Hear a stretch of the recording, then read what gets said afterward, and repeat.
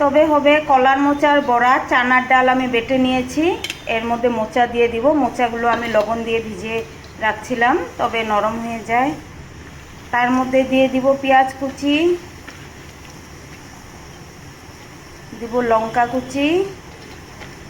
লঙ্কা একটু বেশি করেই দিলাম যাতে ঝাল ঝাল হয় আর কি।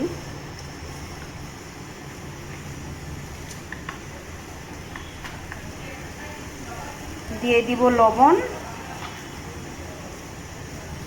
দিব হলুদ আর দিব কালো জিরা। এটা এখন আমি ভালো করে মেখে নিব। তো মাখা আমার কমপ্লিট, এখন বড়াগুলো ভেজে নিব। তো এখানে পকোড়া ভাজা শুরু হলো।